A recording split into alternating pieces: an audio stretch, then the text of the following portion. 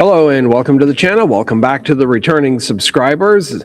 Welcome to my channel, which I call Let Us Study Together. It's just a place for serious Bible study for serious Bible students. I do welcome questions and honest inquiry is encouraged, but you also have to start with the premise that I don't claim to have all the answers to all the questions people may have about the Bible. I have a desire to help people find those answers. I call this section of the channel Musings on Miscellaneous Matters because these videos don't fit in nice and neatly into the other categories on the channel. And yeah, I know I need to change that introductory video to add this to it. I'll probably do that early in the new year. Right now I got a lot of things going on, and that's why I'm making this video. I'll explain to that here in just a second. But before we go any further, you got to remember to hit that subscribe bar, and then there it is right there, and then the notification bell when it comes up so you can be notified when content gets added to the channel. And remember, of course, to comment on these videos, like these videos, share these videos. Check out my Patreon page if you'd like to help support the work of this channel. There's some exclusive content offerings over there, and then Substack, where I publish at least once a week. I got a column going up over there later today. This is Tuesday, December the 9th as I'm making this video. And don't forget to give these videos a thumbs up. Yeah, you can give 2 thumbs up if you're from Chicago, you know, vote early, vote often, that sort of thing. That somehow helps the algorithms to give them thumbs up. I don't claim to understand all of that, but it just somehow works. And then let me tell you here, take a minute to tell you about 7 Weeks Coffee. I was recently appointed an ambassador to by 7 Weeks Coffee. This is the pro-life coffee. Since their founding in 2021, they have donated over $1 million to approximately 1,000 pro-life organizations. Check out their website. You can get some good holiday deals over there. Some good holiday blends are coming out. Why is it called 7 Weeks Coffee, you ask? Well, at 7 weeks after conception, the human embryo is about the size of a coffee bean, so they created the coffee company to share coffee that is ethically produced and donating 10% of their profits to pro-life organizations. 7 Weeks Coffee, drink coffee, save a life. Enter code STUDY 2013 at checkout for 10% off your first order. Check out their holiday offerings over there at 7 Weeks Coffee. It is now the official coffee of the Cordell household and of this channel. And I started this as a series aiming to be about 4 parts about America being balkanized. And because it's taking a little longer to write and script each episode, as I keep coming across new things, I got to trim it back. Also, we are in the process of a move. We are moving to Middle Tennessee here in the next couple of weeks. So I'm going to be kind of hit and miss on producing content for the channel for the next few weeks. But I wanted to jump ahead to this section. This was going to be the conclusion, so I'm going to give you a kind of a thumbnail brief version of the conclusion, and then I'll give a fuller one later on when I get the time to finish producing these videos. But the introduction in those shorts, where people are not talking to their family because of politics. This is where we get the idea of America being balkanized, becoming like the Balkan Peninsula right here on the eve of World War I, and how it turned into a war that killed over 8 million people. And we'll get into more details like that. But in 1914, the first Christmas of the war, here's what happened. There were some unofficial truce along the front lines. Now, these were not sanctioned by high command or by the politician. These were inspired by events that happened that were portrayed in this movie. Joyeux Noël, which is French for Merry Christmas. This film came out in 2005, starring Diana Kruger and Bino Furman. Now, Kruger, she was Nicolas Cage's love interest in the National Treasure movies. She was actually born in Germany. She speaks fluent English, German, and French, and when her movies are translated into those languages, she does her own voiceover work. There's just a little bit of trivia there. It doesn't cost you any extra. And she was in this film, and it is a fictional account of these unofficial truths that broke out along the Western Front. That is the border between Germany and France, where a lot of the fighting was happening. This World War I was one of the bloodiest wars. At that time, it was the bloodiest war in the world history. It became a global conflict because the various colonial empires also got involved, and there were so many countries in Europe. I'll go into more of that later. But in the film, there is a portrayal of a football match, or a soccer game, as we Americans would call it. And this was probably inspired by the 2nd Battalion of the Royal Welsh Fusiliers and the Saxon Infantry, who played a football game on Christmas Day in 1914. And then in 2008, British and German Army units sent teams to France to play a commemorative game in honor of their predecessors. I think this is an actual picture of the game. I'm not positive. It could have been a still from the movie. But this happened in a place called Plug Street. It's how the English pronunciation of it. And this is an article written by William Cook, published December 18th of 2024. And there's the website there in the picture where you can see it. Go to see the article, and I'll link to it in the comment section below. And the author, William Cook, said that when the sun shines, it looks quaint and pretty. When the weather's foul, which it often is, it looks grim and desolate. The British held Plug Street throughout the war, save for a few weeks in 1918 when the Germans took it and lost it again in their last vainglorious advance. Throughout the war, it was one of the front lines between German-occupied Belgium and Allied-controlled France. If the Germans could take Plug Street, the route to Paris lay wide open. If the British could break out of this salient, they could push the Germans back toward Brussels. Yet by Christmas 1914, it was already clear there would be no quick or easy victory for either side.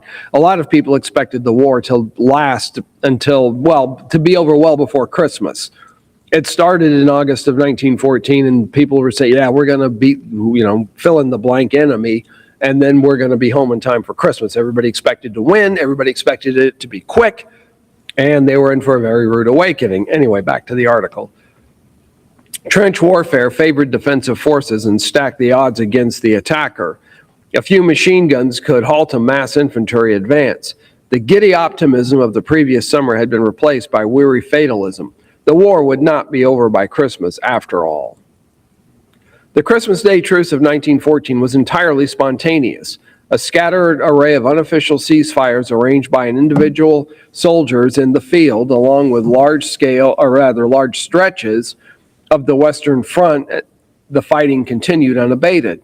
Hundreds died, less than an ordinary day, but still a day of normal bloodshed. Yet in many places, soldiers laid down their arms, ventured out into no man's land, and a few befriended men they'd been trying to kill a few hours before. By all accounts, it began as a purely practical arrangement, a chance for both sides to retrieve their injured and bury their dead. The close proximity of the trenches made interaction unavoidable, and stretcher bearers from either side began swapping chocolates, cigarettes, and trinkets. Their comrades clambered up over the trenches, curious to see what was happening, and soon no man's land was full of young men laughing, joking, and having fun. Here they are, belligerents. War is officially declared, and they're supposed to be trying to kill each other. But they come out of their trenches and, practical at first, but then cigarettes, by the way, there was a time those were given out as rations. They would be included in what we would today, the meals ready to eat. Back in those days, they were C rations, K rations, or whatever they called them. And it was typical to get a pack of cigarettes in there. In World War II, Camel's cigarettes boasted about how more doctors smoked their brand of cigarette and how they were giving free cigarettes to various veterans hospitals. It was accepted. The health consequences weren't quite understood at that time. So they get this football match going. According to one German lieutenant, the British brought a ball out from the trenches and soon a lively game ensued, wrote schoolteacher Lieutenant Kurt Ziemisch of the 134th Saxons in his diary. How marvelous, how wonderful, yet how strange it was. The British officers felt the same way about it, and so Christmas, that celebration of love, managed to bring together mortal enemies as friends for a time. There were no high orders, and this is a different article. The Grounded Truth Project, remembering a century-old Christmas truce. There were no high orders from officers or formal agreements crafted by diplomats.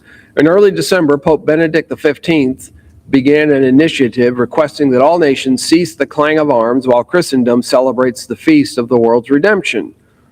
But this effort faltered.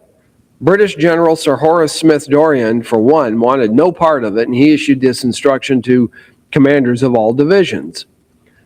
Experience of this and every other war proves undoubtedly that troops in trenches in close proximity to the enemy slide very easily, if permitted to do so, into a live and let live theory of life. That sounds really terrible, doesn't it? Yeah, but I digress. Such an attitude is, however, most dangerous, for it discourages initiative in commanders and destroys the offensive spirit in all ranks. The Corps commanders, therefore, directs divisional commanders to impress on subordinate commanders the absolute necessity of encouraging offensive spirit. Friendly intercourse with the enemy, unofficial armistice, however tempting and amusing they may be, are absolutely prohibited. So we're going to prohibit you from going out and actually getting to know the enemy, because you might not want to kill him after that.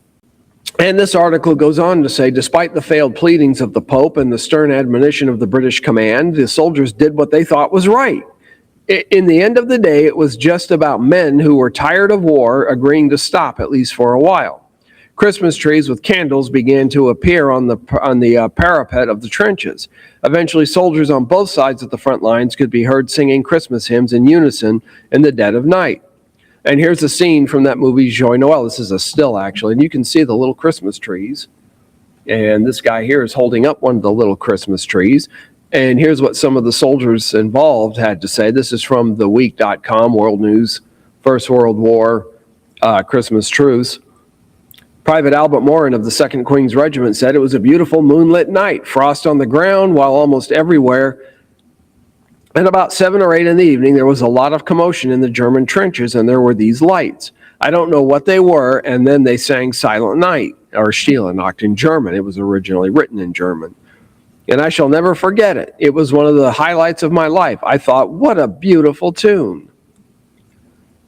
And then this statement, first the Germans would sing one of their carols, and then we would sing one of ours, until when we started up, O Come All Ye Faithful.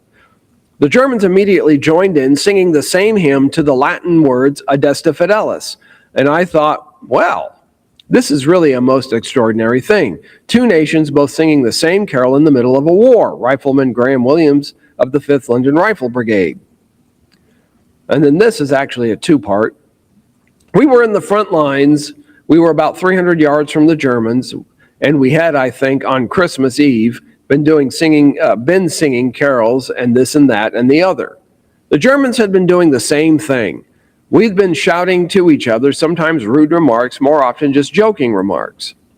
Anyway, eventually a German said, tomorrow you no shoot, we no shoot. And the morning came and we didn't shoot and they didn't shoot. So then we began to pop our heads up over the side and jump back down quickly in case they shot. But they didn't shoot. Then we saw a German standing up and waving his arms, and we didn't shoot, and so on, and so it gradually grew. Now stop and think for a minute. What would have happened if those soldiers refused to fight? You know what? We've gone over. Okay, you come out of your German trench, I come out of the French or the British trench. We're trying to bury our dead. Hey, man, you got to smoke. I'm dying for it. And there's a word they called cigarettes. It'd probably get me banned from YouTube if I used it now. Because it's a derogatory term in America for homosexuals, so you know what the word is. You gotta smoke. Thank you. Oh, you got a light? Okay. How you doing, man? Yeah, it's kind of tough business, isn't it? Yeah, I do miss the wife and kids. Here's a picture of the wife and kid. Oh, that's your wife and oh well, hey, she's pretty. You got a good looking family there.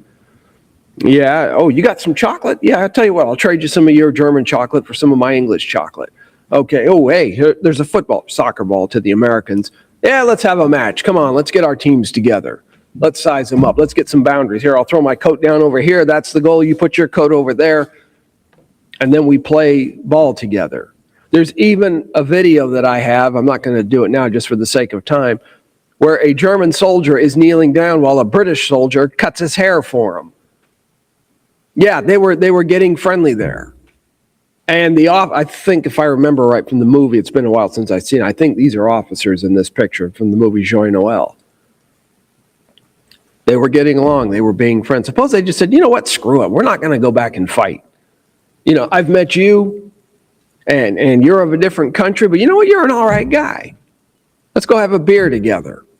Let's sit down and talk some more. I want to get back to my farm or my factory or my family business. Yeah, you do too. Hey, we're just a lot alike, aren't we? And yet here in America, what if the same thing happened? What if the same thing, and we just said, you know what, we're not going to fight. We're not going to argue.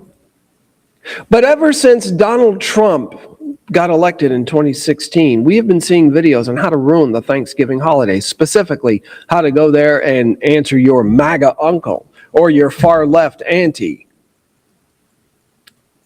That's not what the holidays are about. But yet some people are insisting that that is what we've got to do, just like some of the people in this video. Let's roll the clip. Some ideas include cancelling Christmas altogether, bar humbug, cut off those pro-Trump family members, use therapy techniques to divert the conversation, take a break or even leave the gathering, or simply ban the bad actors. Boo-hoo. Whatever happened to just celebrating the holiday and leaving politics at the door? It doesn't happen these days. Well, you know, all of these things are themes from COVID. These are themes that they want to continue, that we saw with the dividing of people, isolating you. The left relies on you having no one else to look to, whether it's faith and God, whether it's your parents, whether it's your siblings, whether it's your neighborhood, your friends. They want you isolated and feeling like a victim. So there was even like a New York Times story and other stories about how Christmas was passé, and to self-care, stay away from family, and, you know, don't gather with people. Those days are over. It is a real shame what's happened to this holiday, which used to be all about the good F's: food, friends, family, football, fun. And now it's you. You're not even invited because you voted for the wrong person. I'm so tired of liberals ghosting half this country. Molly McNerney, Jimmy Kimmel's wife and head writer, went public on this topic recently, so I feel it's fair to comment respectfully in public. She says she's lost relationships with relatives because she wrote them an email before the election with 10 reasons why they shouldn't vote for Trump, and some still didn't obey. So, you know. But I would never present it to someone as an ultimatum. Ultimatums don't make people rethink their politics. They make them rethink you. This is the first time in my life I will not be attending my family Thanksgiving dinner, and I want to talk about it. I honestly thought that me sharing this online, despite potentially getting pushback from my family, would be helpful to other people and also validating in what other people are experiencing right now. My family is primarily conservative. I think I've shared this before, but I grew up in very rural PA, and my life didn't really start in a lot of ways until I went to college and I actually understood the world around me and got out of the bubble in which I grew up. I have very different belief systems from people in my family, although I think at our core we do share a lot of the values. The ways in which those values manifest is just absolutely astonishing how different they are. Be careful when you send your kids off to college. I would recommend most people keep their kids home and let them go to school from there. Don't let them stay on college campuses because they have literally become indoctrination camps. And a young person's brain at that point is not yet fully developed. And so they're still evolving. They're still taking in the world, and they're still susceptible to things outside of what you taught them. And they think that they're discovering this entire new world. In reality, they're being impressed, right? They're being changed and evolved based off of what they think is popular culture and what they think is cool. And so be very, very careful about letting your kids go off to college. You need to know your kids, and you need to know how that's going to happen, because everybody shouldn't be out there in the streets. Obviously, we've all said this. This is no longer just about politics. This is about just human rights and base level morals and respect for people. And out of just protecting my own peace and tired of just entering situations where I feel like I'm the only one that shares my views and that I feel like really misunderstood by the people around me, I didn't feel like I wanted to put myself in that situation on a holiday. No. Why is people feeling the need to talk about politics on a holiday? I am very conservative.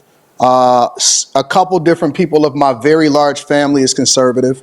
I am spending the holidays with my family here in Metro Detroit, and then I fly out to Tampa over the weekend in order to go and see my grandmother and the rest of my family. And so our family is half and half as far as here and there. But that does not affect our relationship. Life is too short to be focused on whether or not you're conservative or if you're liberal. I love you, I respect you, and we may have different political opinions, but we still come together, and we're going to celebrate and be thankful for each other, and we're going to break bread with each other. I don't know where this narrative came from where you got to just completely throw people away, but I'm not for it, and that's not what my family is about. So what if the same thing happened today? What if we followed the example of those soldiers at Christmas 1914 and just said, hey, we're not going to fight. And we just throw down our arms and say, hey, the people on the other side are people just like me. You know, when I go up to, I'm walking into a business and I get to the door at the same time somebody else does. We don't sit there and glare at each other and try to shove each other out of the way. One of us is going to open that door and say, after you. And I've done this for white people. I've done it for black people, Latinos, Asians. And they've done the same thing for me. Open the door. Hey, after you. No, you go ahead.